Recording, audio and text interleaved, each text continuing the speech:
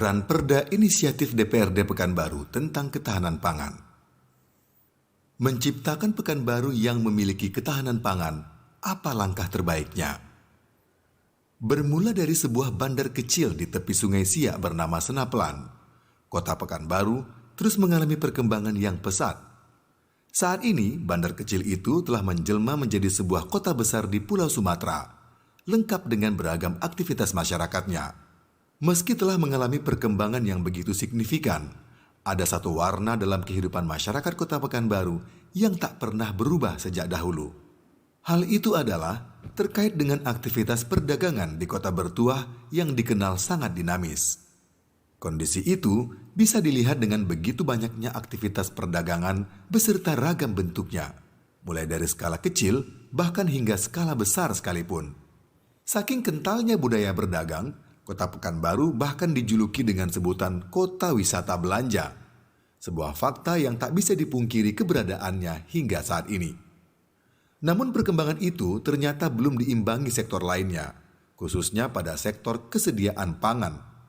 Di tengah perkembangannya yang begitu pesat, Kota Pekanbaru masih mengandalkan ketahanan pangannya dari daerah lain, baik sesama daerah di Provinsi Riau maupun provinsi tetangga, khususnya Sumatera Barat dan Sumatera Utara. Pada satu sisi, kondisi ini bisa dikatakan tidak ideal, sebab kondisi ini membuat Kota Pekanbaru memiliki ketergantungan yang begitu erat dengan daerah lain, khususnya daerah penghasil pangan. Bila sewaktu-waktu terjadi hal yang tidak diinginkan hingga menyebabkan pasokan pangan terganggu, alamat tidak enak bakal dialami warga Kota Bertuah. Selain pangan sulit didapat, harganya juga bisa dipastikan bakal meroket. Begitulah azas pasar. Apalagi, masyarakat Kota Pekanbaru juga mengalami perkembangan yang tak kalah pesat. Bahkan saat ini, jumlahnya diperkirakan sudah mencapai 1 juta jiwa. Sebuah jumlah yang memang sudah sepantasnya didukung dengan ketahanan pangan yang mumpuni pula. Sebenarnya, kondisi ini bukanlah tidak disadari DPRD Kota Pekanbaru. Selaku wadah yang menjadi representasi masyarakat Kota Bertuah, DPRD Kota Pekanbaru pun berusaha mencari solusi terbaik untuk mengatasi kondisi ini. Berbagai pihak terkait diajak untuk bekerja sama guna mencari jalan keluar terbaik. Memang tidak semudah membalik telapak tangan untuk menciptakan Kota Pekanbaru yang memiliki ketahanan pangan yang mumpuni. Berbagai upaya harus ditempuh, khususnya bagaimana membangun pola pikir masyarakat di Kota Bertuah untuk memahami pentingnya ketahanan pangan itu sendiri. Berangkat dari niat yang jernih dan hati yang bersih, kami ucapkan selamat berdiskusi dan selamat berdialog guna mencari jawaban atas kondisi ini. Semoga diskusi yang kita laksanakan hari ini bisa memberikan sebuah gambaran tentang pentingnya ketahanan pangan bagi Kota Bertuah.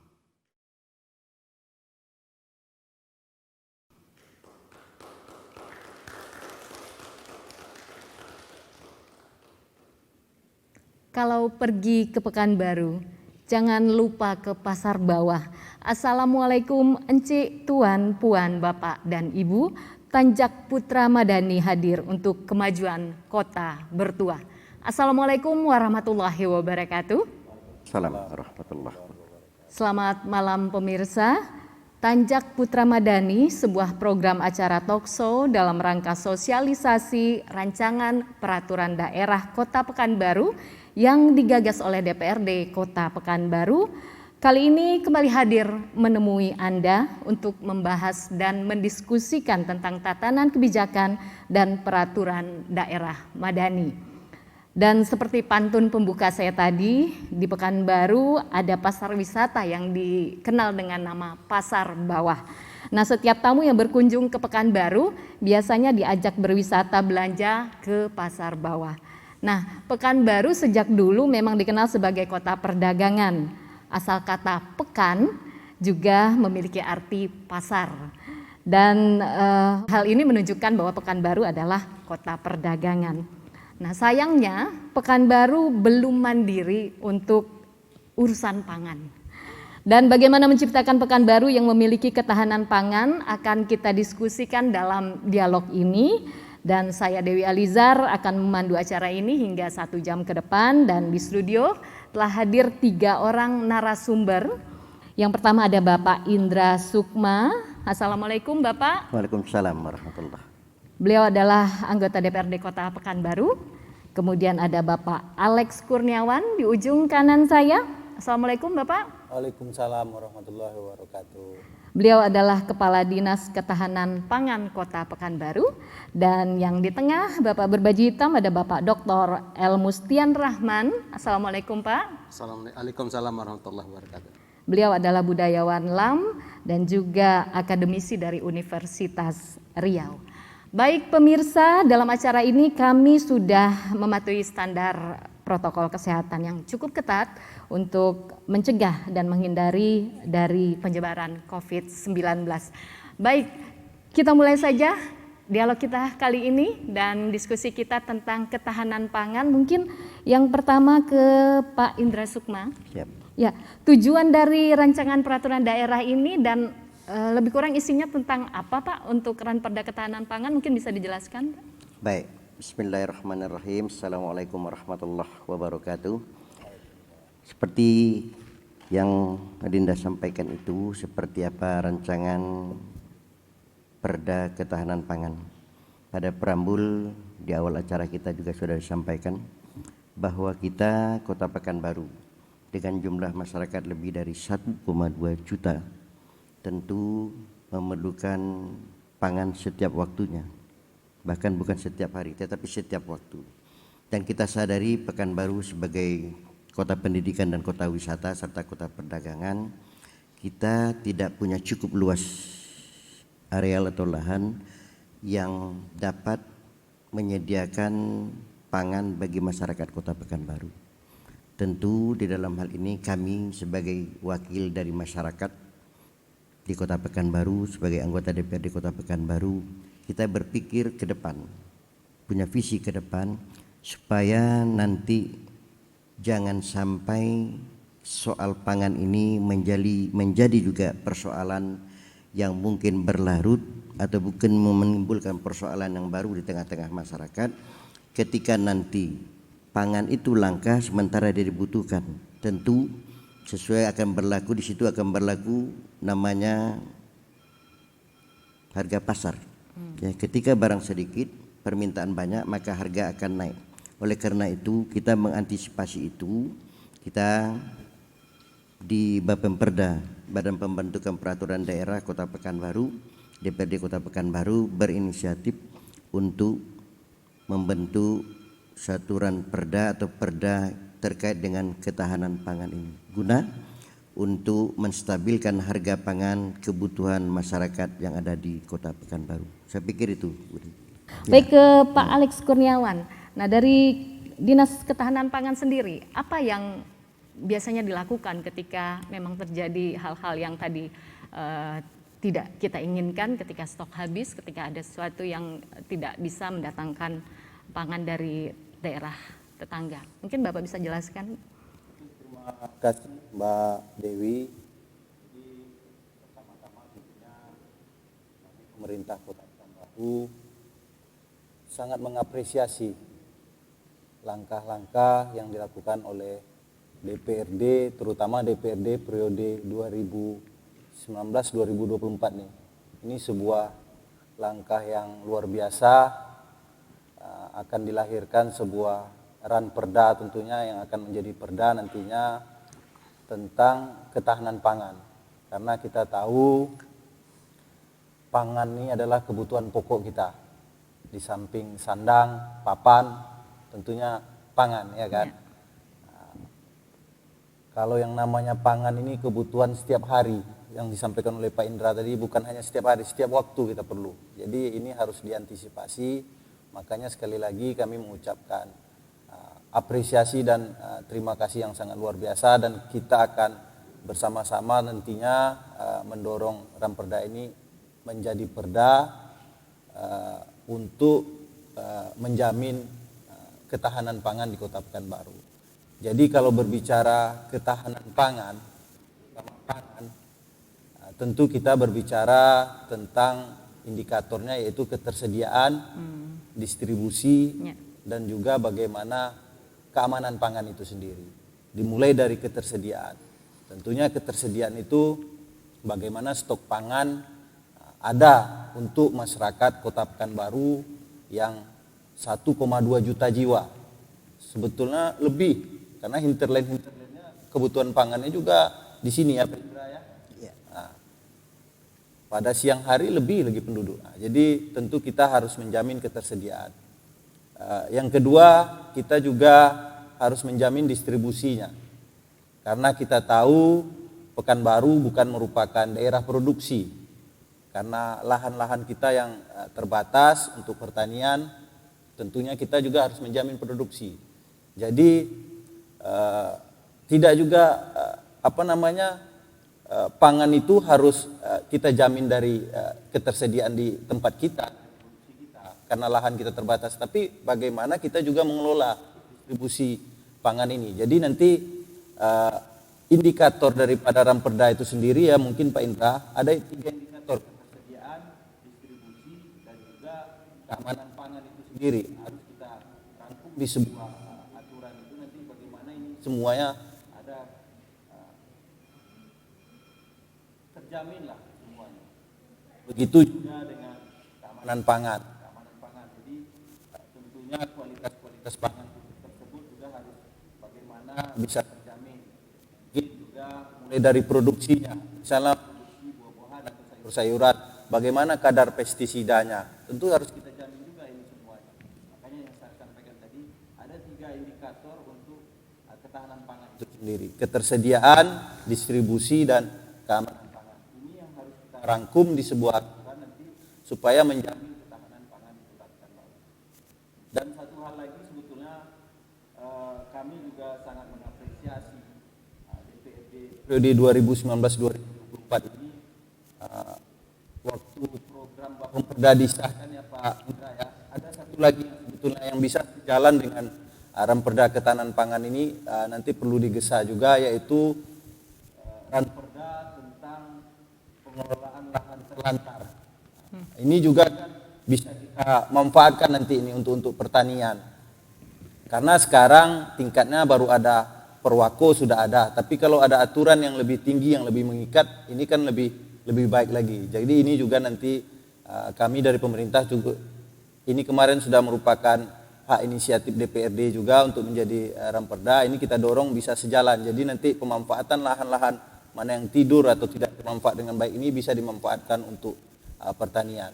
Kita tahu bahwasanya Pekanbaru ini bukan merupakan daerah produksi, tapi untuk beberapa komoditi seperti sayuran, buah-buahan sudah bisa kita produksi. Sebetulnya kebutuhan masyarakat di Kota Pekanbaru ini untuk kebutuhan sendiri sudah cukup banyak. Sudah cukup kalau menurut analisa kami sudah cukup. Cuman yang menjadi masalah ini kan sekarang nih Pekanbaru ini merupakan kota perdagangan dan jasa. Jadi banyak industri-industri kuliner, rumah makan, restoran dan hotel ini butuh. Jadi masyarakat dari luar juga butuh. Nah, inilah yang harus kita antisipasi. Baik Pak, baik nanti sebelum kita lanjutkan lagi, banyak sekali kayaknya program dari Dinas Ketahanan Pangan. Ya, kita rehat.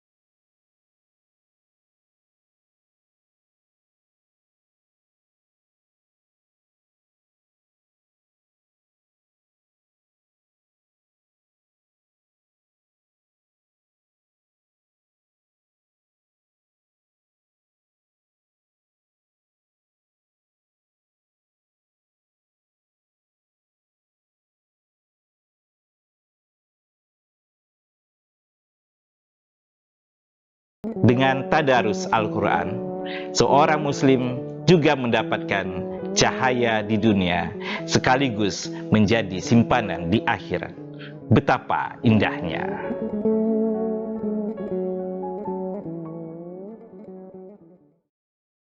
Ya, banyak sekali tadi program dari Dinas Ketahanan Pangan Kota Pekanbaru ya Pak Alex ya, terutama ada 3 yang merupakan program utamanya, ketersediaan, kemudian distribusi dan juga keamanan. Dan ini tentunya nanti kestabilan harga tujuan utamanya, dan ini ada di Ranperda.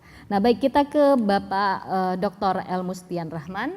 Ya, menurut Bapak sebagai akademisi dan juga budayawan, idealnya itu seharusnya seperti apa yang dilakukan agar memang tadi 3 program tadi, ketersediaan, kemudian distribusi, keamanan, sehingga kestabilan harga terjamin untuk ketahanan pangan di Kota Pekanbaru.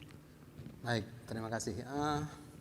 Pertanyaan dari saya ini kan berhubungan dengan bagaimana model masyarakat Melayu mempertahankan atau mengembangkan ekonominya. Seperti kita ketahui bahwa budaya Melayu ini mempunyai sistem ekonomi sendiri. Dia punya sistem ekonomi tapak lapan. Nah, tapak lapan ini antara lain adalah pertanian, kemudian perkebunan, perdagangan, dan seterusnya hingga pada pertukangan dan struktur lah misalnya. Nah itu dikembangkan sedemikian rupa, biasanya bisa dikerjakan sehari dalam 2 mata pencarian itu, dan bisa juga dikerjakan dalam 1 hari itu 1 gitu. Tapi pada umumnya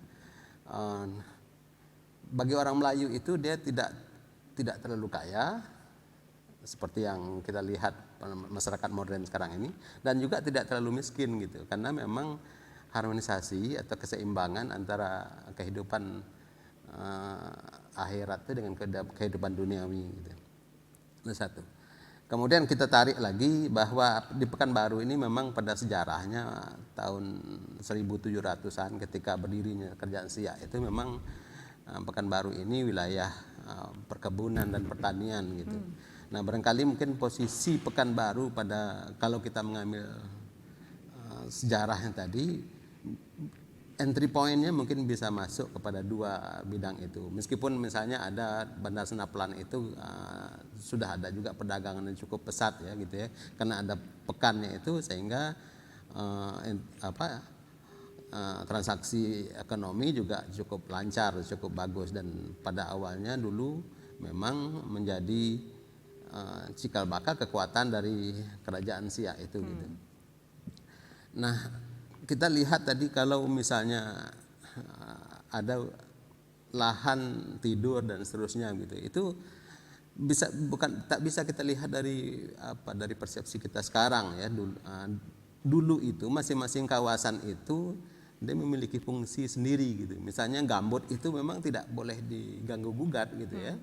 Nah, paling kalaupun diganggu gugat wilayah gambut seperti itu ya untuk tanaman tertentu, misalnya sagu dan seterusnya. Sehingga tidak ada masalah alam itu bagi manusia gitu, misalnya banjir atau kebakaran segala macamnya gitu ya. Baru sekarang ini kita terganggu karena memang dieksploitasi secara gampangan tanpa memikirkan dampak dari lingkungan seperti itu. Nah, Pekanbaru pada posisi yang itu pada sejarahnya itu adalah memang menjadi perantara bagi hasil perkebunan yang ada di sepanjang Sungai Kampar dan Sungai Siak gitu. Nah, memang menggunakan Sungai Siak karena Sungai Siak itu dari dulu memang sungainya dalam dan tidak ada persoalan kan seperti Sungai Kampar yang memang di muaranya itu bermasalah dengan gelombang besar bononya itu kan. Nah itu sehingga dari posisi seperti itu Pekanbaru mengambil keuntungan dari perdagangannya itu gitu, perdagangan transito itu. Iya. Baik, Bapak menyerotinya dari sisi budaya Melayu ya, bahwa ada tapak 8 dan posisi letak Kota Pekanbaru yang merupakan bandar, jadi pertemuan dari semua sungai, sehingga itu menunjang dan membuat Pekanbaru memang menjadi pusat perdagangan. Baik, sebelum kita lihat dan dengar dulu apa kata masyarakat tentang ketahanan pangan di Pekanbaru. Nama saya Dahlan. Umumnya dari Sumbar. Dari Sumatera Utara gitu ya. Kayak telur, kayak beras. Yang pangannya kan yang kayak gula enggak. Iya. Yang kayak telur dengan beras dari Sumbar. Sayur-sayuran ya. Dari Sumbar. Umumnya banyak kayak seperti kentang, ada juga yang dari Medan. Di Sumbar lebih banyak. Pernah nggak mengalami kendala di tingkat pedagangnya pasokan pangan untuk Kota Pekanbaru? Pernah mengalami? Pernah, kayak umpamanya mau tahun baru, mau puasa tuh telur tuh kan di stop sama orang pabrik. Oh, di stop. Iya, dia di drop untuk kue, Iya. kue mau puasa tuh kan dia bikin kue. Jadi berapa ada telur. Jadi untuk kita di sini ada aja mana naik harganya kan. Oh, gitu. Kalau sudah naik pun sebetulnya Banyak turunnya. kita penjualan menurun berarti gitu ya. Istilahnya keuntungan kita berkurang. Kalau kita naik, umpamanya kita ngambil biasanya 2.500 papan, kalau kita waktu naik itu diambil buat 2.500 tinggi kali. Itu 1.000 atau 1.500. Nah, otomatis keuntungan kita berkurang. Selama tinggal di Pekanbaru pernah misalnya kesulitan untuk mendapatkan bahan pangan untuk memenuhi kebutuhan sehari-hari? Pernah. Ya kadang hilang, kadang iya namanya kadang-kadang melonjak ini gitu. Hilang di pasaran. Ya namanya kita kan sebagai masyarakat awam ya kebingungan ya kan. Udah ekonomi susah, bahan pangan pun mahal. Ini sering terjadi seperti ini, Bu. Bahan pangan tiba-tiba naik harganya? Ya gitu. sering Terjadi ya? apalagi kita nih hari-hari besar kayak gini kan misalnya kita puasa gini kan semua naik semua itu sementara ekonomi anjlok sekarang kan sementara ini mahal itu mahal kan kita sebagai masyarakat awam kan susah dari pemerintah sekurang-kurangnya disubsidi lah apalah gitu kan karena kan kita butuh-butuhnya nih puasa nih ini hilang ini mahal lah nah, kita kan terpaksa ya namanya kita dimanapun yang namanya untuk makan harus mengharuskan gitu loh ya harapan saya kan pemerintah ya turun lah maksudnya tinjau lah ke entah ke pasar-pasar istilahnya gimana keadaan ya maksudnya kan biar tahu gitu ke kondisi kami di bawah ini gimana gitu Dari Sumbar ya maksudnya? Baru nambah-nambah aja Kates kan enak ya bagusnya di sini dari Sumbar kurang lagi Kalau pasukan Sumbar terganggu otomatis harga naik. langsung naik. Selama ini udah sering kayak gitu, Bu? iya Selama Ibu pedagang itu biasanya setahun itu sampai berapa kali tuh terjadi gangguan pasukan? nengok jalan kan kalau ada macet jalan longsor atau barang nggak langsung naik kan kondisi kalau musim hujan nih kan sering longsor barang langsung naik kan dia nggak sampai sini kan macam putih bawang merah ini sekarang mahal Yang mana bawang putih ini? ini bawang ini 18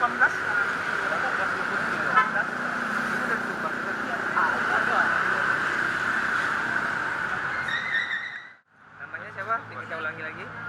Mandasari. Barusan belanja nih. Iya. Barang kebutuhan pokok. Nah, selama ini sulit atau gampang mendapatkan barang kebutuhan pangan ini di Pekanbaru? Kalau menurut saya sih kalau mengenai kebutuhan pangan itu sebenarnya nggak sulit. Nggak sulit. Cuman saya kan baru berada di Pekanbaru ini lokasinya aja yang belum saya tahu. Kalau mengenai harga, kalau dengan kondisi seperti sekarang, harganya katanya kabarnya naik betul. Harga apa ini? Harga bahan-bahan pangan sekarang kabarnya naik betul. Kalau naik sih ya pasti naik. Ya. Cuman naik seberapa saya tidak tahu sih Pak. Oh gitu ya. Kalau untuk dibilang naik di zaman lebaran ini ya pasti kebutuhan naik dong. Iya. Memang kayaknya sudah jadi azas pasarnya begitu ya. Iya. Awal Ramadan sama awal Lebaran. Iya. Oh kalau misalnya mencari sayur fresh ya nggak susah sih Pak, cuma harganya aja. Nggak susah ya. Oke lah. Harapannya terhadap Pekanbaru seperti apa? Kalau untuk soal ketahanan pangan ini? Harapannya sih untuk ketahanan pangan ya lebih normal aja lah untuk harganya. Gitu ya.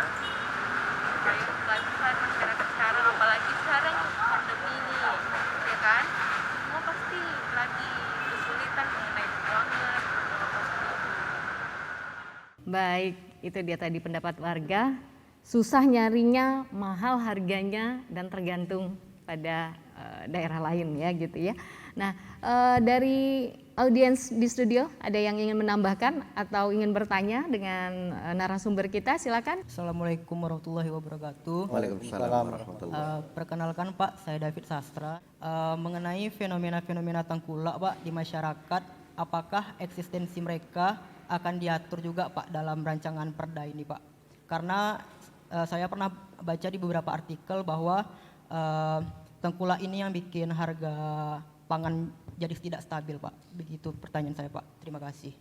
Baik, tentang tengkulak Pak. Silakan. Baik, terima kasih Dinda atas apa yang Dinda tanyakan itu. Tentu di dalam kita membentuk satu peraturan daerah yang diawali dengan ranperda, rancangan peraturan daerah, kita anggota DPRD Kota Pekanbaru tidak serta-merta menurut pemikiran dan analisa kita saja, tetapi kami di Bapemperda itu diberikan 3 tenaga ahli sesuai dengan kompetensinya, ya, dari akademisi, ada yang dari Lancang Kuning, ada dari yang lain universitas yang ada di Kota Pekanbaru.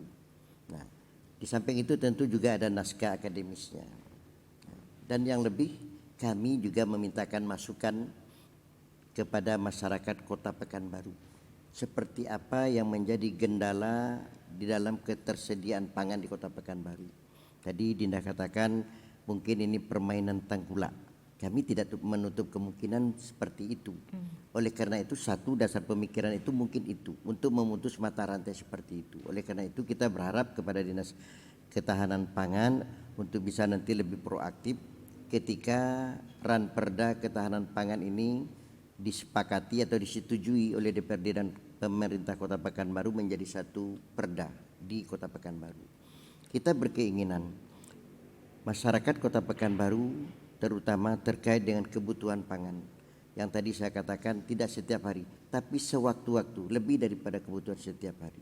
Oleh karena itu ada eloknya tentu ketersediaan pangan ini diatur dalam satu perda, satu peraturan daerah. Dan kita berharap nanti antara DPRD Kota Pekanbaru dan pemerintah Kota Pekanbaru dapat nanti merumuskan satu ranperda ini menjadi perda. Saat ini juga untuk audiens ketahui dan juga masyarakat mengetahui bahwa kami 45 anggota DPRD Kota Pekanbaru di dalam bulan April 2021 ini sekarang sedang melaksanakan yang namanya public hearing. Kita ingin mendengarkan pendapat dari masyarakat terkait ranperda yang sekarang masuk di prolegda DPRD Kota Pekanbaru.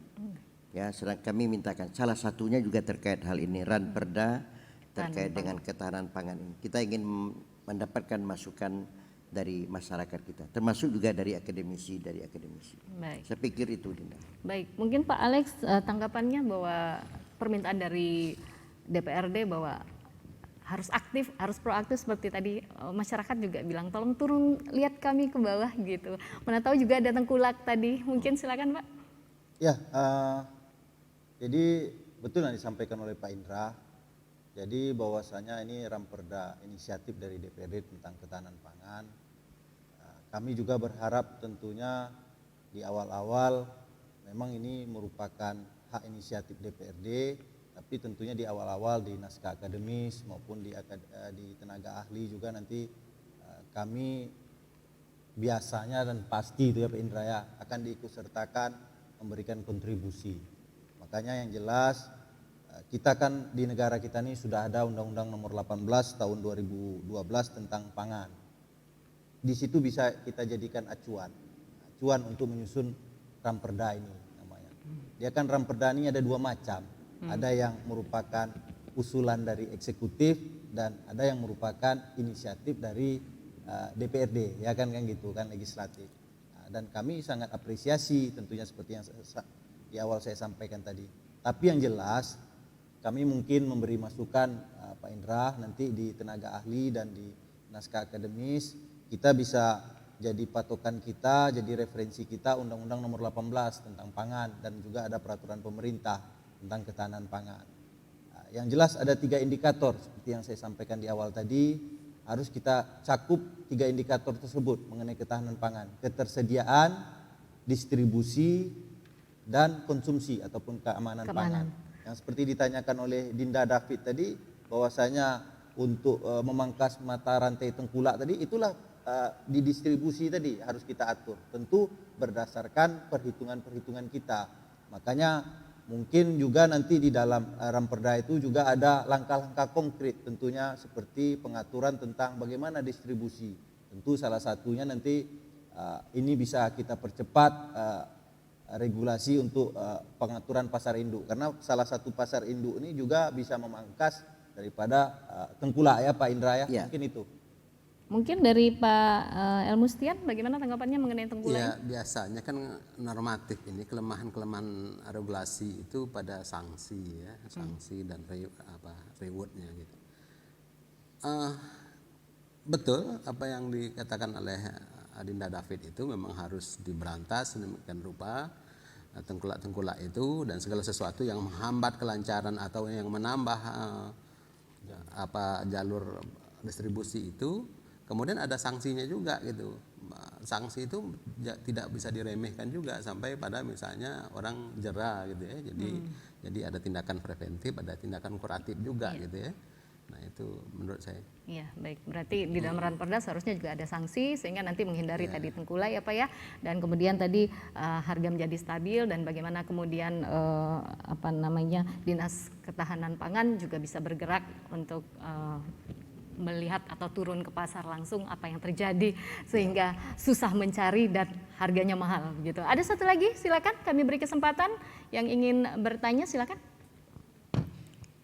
Baik, Assalamualaikum warahmatullahi wabarakatuh. Waalaikumsalam warahmatullahi wabarakatuh. Perkenalkan Pak, saya Selvi Endriani dari masyarakat di Pekanbaru.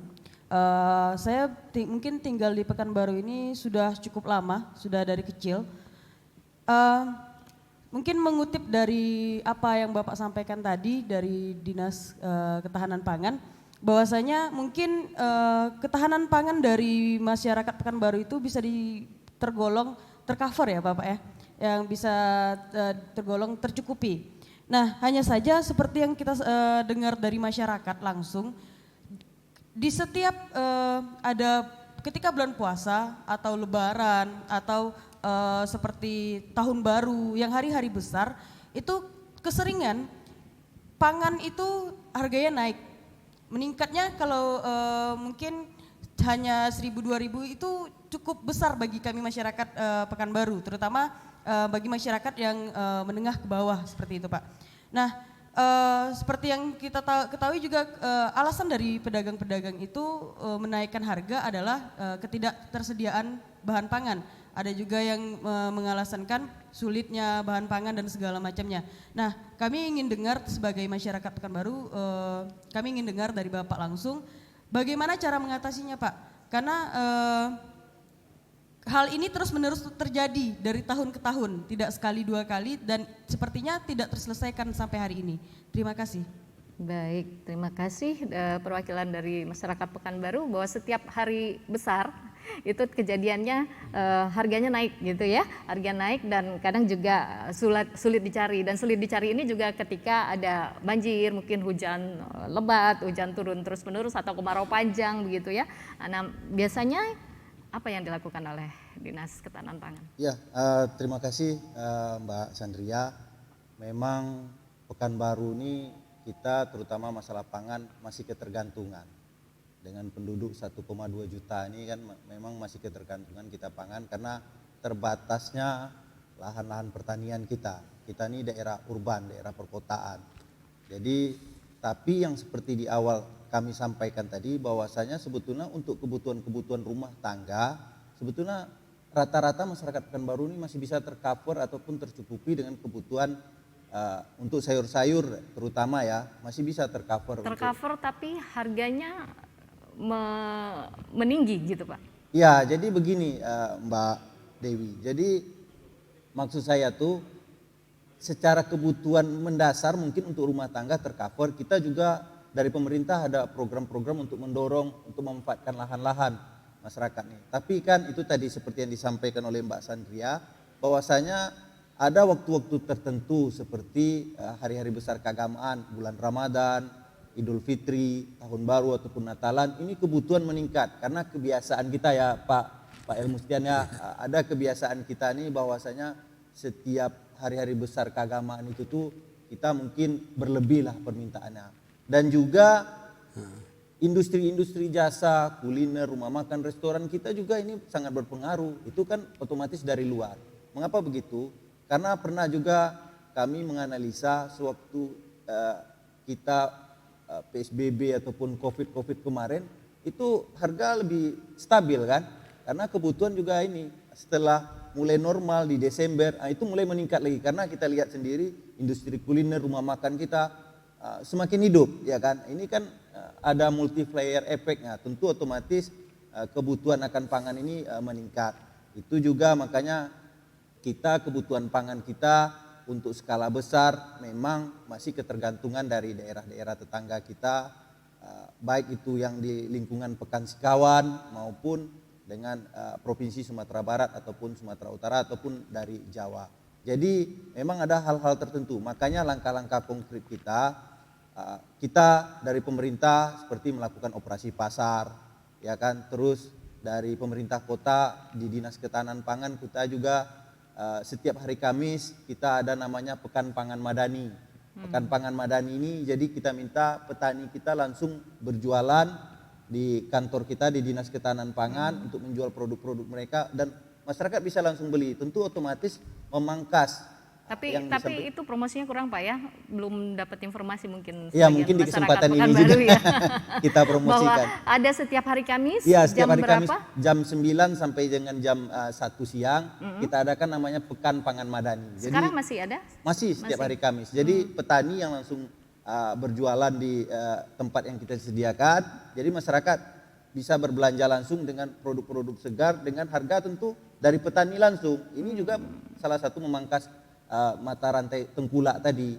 Dan mungkin langkah-langkah konkret ke depan memang ini kendala ya Pak Indra ya, mungkin nanti DPR bisa mendorong cepat segera selesai pasar induk kita. Kalau sudah selesai pasar induk kita otomatis hari, ya? Seluruh pangan otomatis masuk ke pasar induk dulu. Kalau sekarang kan masuknya nih melalui tengkulak-tengkulak, ini yang tidak bisa kita kontrol harganya karena kita nggak tahu juga di sudut mana disembunyi-sembunyikan, ya kan. Nah, ini mungkin yang perlu kita antisipasi bersama-sama. Mungkin itu Mbak Dewi. Mungkin kedepannya mau ada pasar induk yang menghindari tengkulak. Mungkin ya. Ke Pak El Mustian ini, idealnya seperti apa nih? harusnya. Saya cenderung mengambil ke masa lalu ya, ke budaya Melayu. Budaya Melayu itu ada namanya kepuk gitu ya. Setiap rumah itu, apalagi kalau rumah yang statusnya tinggi atau ekonominya baik gitu ya, mempunyai kepuk atau kalau Minang kan rangkiang namanya kan, itu sampai 1 lebih 2, 3 kepuk gitu ya. Nah itu biasanya untuk menstabilkan harga juga gitu, sehingga dia tidak ada persoalan dengan Jadi maksudnya kepuk itu untuk? Sekarang kan ada pasar induk kata Pak Kadis ya. Nah, pasar induk itu merupakan kepuk utamanya, kemudian nanti ada pendukung, mungkin setiap kecamatan ya ada setiap kawasan tertentu memang harus ada kepuknya ini ya, lumbung-lumbung seperti itu sehingga mampu mengamankan keperluan dari masyarakat itu. Tinggal lagi mungkin Dinas Ketahanan Pangan itu mengelola misalnya informasi kan, pusat informasi karena memang sekarang ini seperti tadi memang tak tahu padahal ada misalnya operasi pasar dan seterusnya gitu kan. Nah operasi-operasi pasar seperti itu memang harus didistribusikan, disampaikan kepada masyarakat gitu, sehingga tidak ada peluang untuk orang bermain harga pada sirkulasi itu kan, pangan itu gitu, itu yang perlu gitu. Iya, baik ya. Baik pemirsa, sebelum kita lanjutkan, kita break sejenak untuk mengikuti yang satu ini.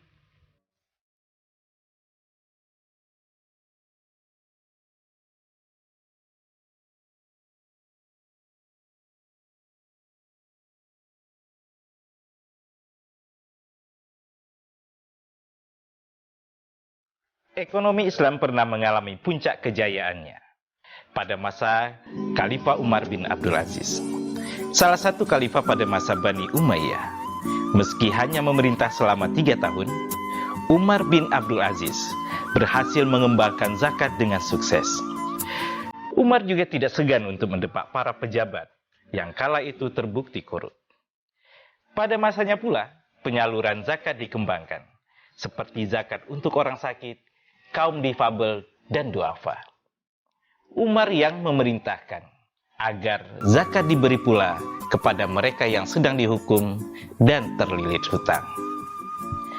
Berkenaan dengan bulan suci Ramadan, mari kita tunaikan kewajiban membayar zakat untuk membantu sesama.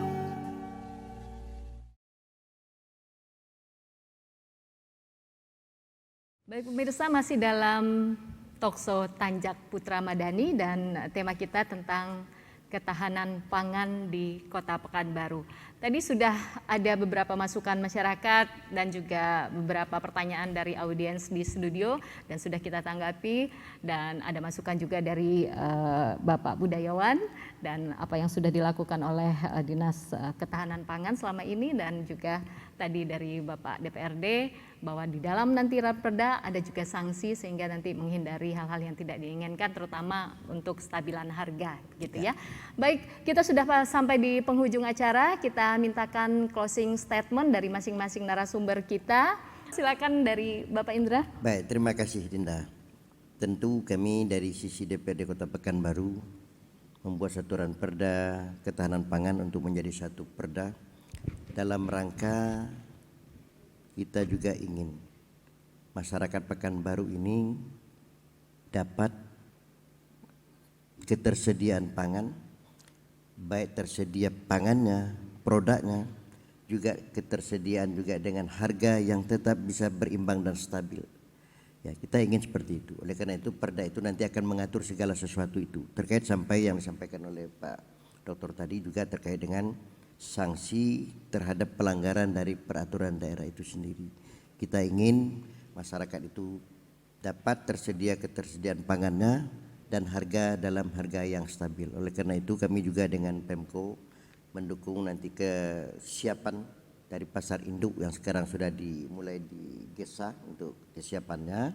Mudah-mudahan nanti dengan ada pasar induk itu apa yang diragukan atau apa yang mungkin dikhawatirkan oleh masyarakat, fluktuasi terhadap harga pangan itu dapat bisa teratasi. Dan ini perlu waktu, ya.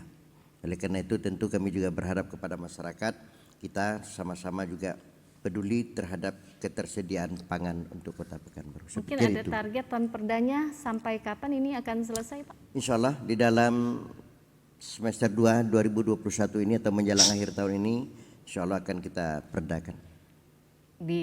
Di dalam tahun 2021. Ya. Berarti di dalam tahun ini. Ya, dalam tahun 2021. Dalam tahun 2021 Ranperdanya akan menjadi perda dan mudah-mudahan apa yang diinginkan oleh masyarakat, kestabilan harga, kemudian ketersediaan pangan dan ketergantungan keamanan pangan dan distribusi juga Pak ya, dan terhindarnya dari tengkulak sehingga stabil harga tercapai di Pekanbaru. Baik, dari Pak Alex Kurniawan. Oke, closing statementnya kita dorong percepatan Ranperda ketahanan pangan ini menjadi sebuah perda untuk tentunya kesejahteraan masyarakat Pekanbaru. Kami tentunya berharap Ranperda ini nantinya ada memuat 3 indikator daripada ketahanan pangan itu, yaitu ketersediaan, distribusi maupun konsumsi keamanan pangan, serta tentunya sanksi-sanksi baik itu secara administrasi ataupun secara denda untuk pengaturan ini. Jadi tidak ada lagi nanti masyarakat yang bermain dengan pangan ini, karena kita tahu pangan ini merupakan kebutuhan pokok kita. Jadi untuk kesejahteraan kita bersama 1,2 juta masyarakat Pekanbaru. Mungkin bisa ditambahkan informasi tadi yang tidak diketahui masyarakat bahwa ada setiap hari Kamis bisa belanja atau membeli bahan makanan. Iya, oke. Jadi pemerintah Kota Pekanbaru melalui Dinas Ketahanan Pangan, kita setiap pekan, setiap hari Kamis jam 9 sampai dengan jam 1 siang kita mengadakan namanya Pekan Pangan Madani atau PPM yang kita singkat. Kita sudah sosialisasikan di media-media sosial maupun di radio maupun di media-media lainnya. Jadi ini sebuah wadah untuk petani menjual produk-produk mereka langsung kepada masyarakat. Dengan tentunya semboyan kita, petani untung, masyarakat beruntung. Jadi kami mengajak seluruh masyarakat Kota Pekanbaru yang ingin mendapatkan produk pertanian segar, terutama sayur-sayuran dan juga beras yang harganya sudah pasti di bawah harga pasar, bisa datang ke kantor Dinas Ketahanan Pangan di Jalan Cut Nyadin belakang Bank Indonesia setiap hari Kamis jam 9 sampai dengan jam 13 WIB. Dan tentunya masyarakat juga mengharapkan ada operasi pasar tadi, ya, sehingga kestabilan harga tadi bisa diketahui oleh Dinas Ketahanan Pangan. Baik, terakhir untuk Bapak Dr. El Mustian Rahman. Baik, saya ingin berharap dari Ranperda ini yang akan dilahirkan menjadi perda nanti, Pekanbaru ini masih mempunyai peluang untuk dijadikan sebagai produksi juga gitu ya. Karena menurut informasi 60-70% dari wilayah Pekanbaru ini ya, betul Pak Indra ya, itu masih belum termanfaatkan dengan baik gitu ya. Seperti kata Pak Kadis tadi kan masih lahan kosong semacam. Nah itu peluang itu memungkinkan asal dengan teori pertanian yang lama yang itu tetap kita pakai, misalnya intensifikasi, ekstensifikasi dan diverifikasi dan satu lagi diversifikasi gitu ya. Nah itu diintensifkan sedemikian rupa, jadi tidak hanya kita mengandalkan distribusi dari luar, tetapi juga kita memiliki potensi itu gitu ya. Jadi sehingga kota jasa ini juga bisa menjadi kota pertanian gitu ya, karena memang peluang lahan seperti itu ada gitu. Mudah-mudahan kita perda ini muncul juga potensi melahirkan produksi Pekanbaru sebagai kota produksi, tidak hanya sehingga kita tak bergantung kan, ini kan tidak kan, misalnya kalau jalan antara Sumbar dengan Pekanbaru putus misalnya kan, rasain Pekanbaru itu tak dapat cabai, tak makan semacam kan. Nah kalau besok ke depan itu kita sudah punya pasar induk yang seperti kan katakan Pak Kadis tadi, kemudian kita punya ranking atau kepuk di lumbung-lumbung di setiap kecamatan atau setiap kawasan tertentu itu, maka bisa dikembangkan. Nah itu juga kawasan tertentu, misalnya kecamatan ini misalnya potensi ekonomi yang yang primadona mereka jadi mungkin berwarna-warni masing-masing kawasan tadi, masing-masing kecamatan tadi gitu, sehingga dia tidak satu saja gitu ya. Nah, jadi kesan dari kota jasa dan kota pegawai negeri ini hilang gitu, begitu ya. Jadi ada potensi mengembangkan masyarakat gitu. Ya tentunya sama-sama kita berharap Pekanbaru juga bisa jadi pusat produksi walaupun dengan lahan yang mungkin terbatas dan sangat sulit mendapatkan lahan yang bagus untuk tanaman ya Pak ya. Kita lihat kan Pekanbaru ini juga nomor 1 di Sumatera kan dalam kuliner kan. Ini salah satu model juga untuk verifikasi dan ekstensifikasi itu, bagaimana paket-paket yang dimasukkan ke Pekanbaru itu bisa dikemas demikian rupa, tidak hanya memenuhi kebutuhan orang di sini dan orang datang, kemudian juga bisa kita ekspor misalnya ke Singapura dan Malaysia gitu ya. Itu sungguh luar biasa sekali cita-cita Pak ya. Tidak hanya saja kan, untuk tentulah kita berharap perda ini nanti juga lebih dari harapan kita semua gitu kan. Peluang-peluang itu tetap dibangkitkan, ada pasal-pasal tertentu yang memungkinkan itu muncul gitu ya, sehingga dia tidak membatasi kreativitas manusia gitu kan. Baik, sebelum ditutup tadi pasar induknya rencananya di mana Pak, sudah ada gambaran? Sudah, lagi sekarang sedang tahap pembangunan di Jalan Lurus ini, Soekarno atau Ujung ini dekat lewat lagi Damai Langgeng sana ya Pak Indra ya. Lewat Jalan Teropong Pak. Cuman memang kendala kan kemarin itu kan yang bangunnya swasta ya kan. Cuman mungkin saya tidak tahu persis juga nih permasalahannya apa. Cuman kita dorong lah semoga pasar induk ini cepat selesai, karena pasar induk ini salah satu solusi nih seperti yang disampaikan oleh Dinda David tadi, memotong mata rantai distribusi produk-produk pangan. Berarti dengan Ranperda nanti jadi perda, pasar induk nanti akan sudah beroperasi. Insyaallah seperti itu. Akan ada sejalan. Berarti ada ada korelasinya ya. Ada harmonisasinya. Iya, perda dan juga pasar induk sehingga nanti harga stabil dan diharapkan tadi bisa jadi produksi yang Pekanbaru bisa memproduksi sendiri. Ya, satu lagi seperti yang disampaikan oleh Pak Dr. El Mustian tadi, nanti kita juga berharap di dalam Ranperda ini ada juga pengaturan untuk lumbung-lumbung pangan kita ya Pak Dokter ya. Karena kita sendiri dari pemerintah sebetulnya sudah ada satu daerah di Rumbai Barat, itu namanya Kelurahan Agrowisata, makanya filosofinya agrowisata. Kita juga sekarang sudah selesai master plan-nya, kita membangun kawasan 5 hektar itu untuk kawasan lumbung juga itu. Sekarang sudah ditanami? Sudah diangsur-angsur, menanamnya kita memang baru selesai master plan-nya di akhir 2020, 2021 ini kita mulai gesah. Nanti situ juga merupakan sentra baru untuk kawasan lumbung pangan kita, terutama produk-produk sayuran nanti. Jadi bisa dimuat juga. Kalau boleh saya tambahkan, Dinda, apa yang disampaikan Pak Dokter, harapan beliau masih adanya lahan di Kota Pekanbaru mungkin 60 atau 70% yang belum termanfaatkan maksimal. Insya Allah itu juga kita akan menjadi pemikiran kami juga di DPRD. Maka tadi akan ada Ranperda pemanfaatan atau penggunaan lahan tidur. Gitu. Oh, ada lagi. Tapi ini kan harus bertahap. Kita pikirkan seperti itu. Insya Allah kita berpikir untuk masyarakat bagaimana lebih baik, baik ketersediaan pangan, baik ketersediaan harga yang patut untuk itu. Saya pikir itu. Ya, jadi berarti ada lagi Ranperda tentang penggunaan dan pemanfaatan lahan tidur. Lahan tidur.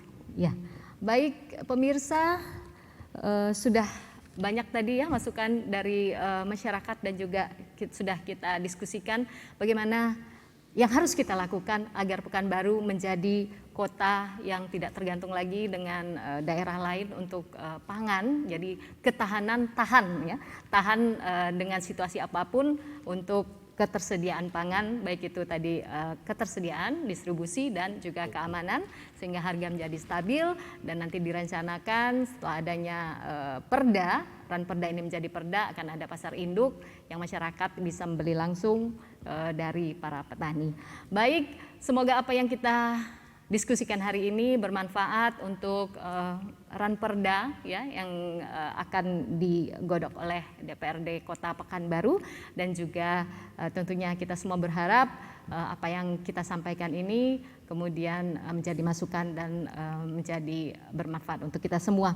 Di kiri jalan, di kanan jalan, di tengah-tengah pohon mengkudu, selesai sudah ketahanan pangan kita diskusikan, semoga Pekanbaru semakin maju. Terima kasih atas perhatiannya. Wassalamualaikum warahmatullahi wabarakatuh dan selamat malam.